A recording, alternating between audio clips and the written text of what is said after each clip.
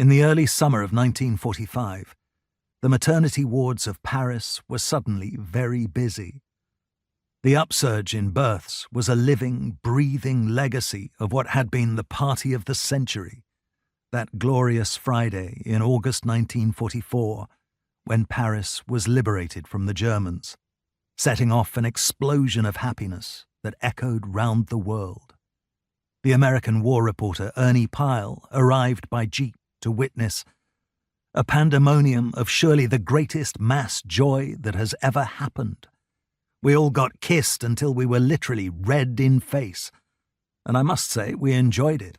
When the jeep was simply swamped in human traffic and had to stop, we were swarmed over and hugged and kissed and torn at.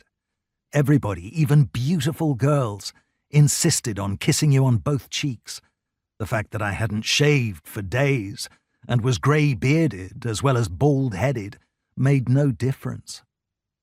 Among the population, the longing for deliverance was so deep that some feared at first that the American uniforms in the streets must be a hallucination. But no, I am not dreaming, wrote a middle-aged man of letters, Gustave Jean Rebaz, in his diary. The nightmare of occupation is finally at an end, and Paris has rolled away the stone of its own tomb and is reborn again. The eruption of exhilaration and relief reflected the unique position that Paris held in the world's affections. Its fate mattered to almost everybody.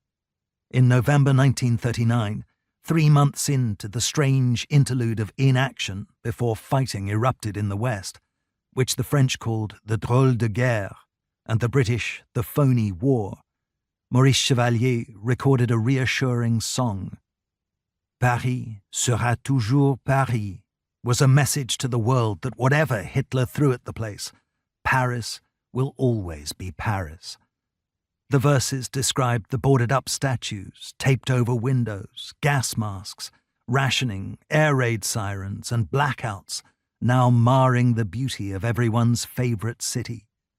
But the refrain promised, in spite of all the gloom and dark, the city we all love, you'll see, will never ever lose her spark. Paris will always be Paris.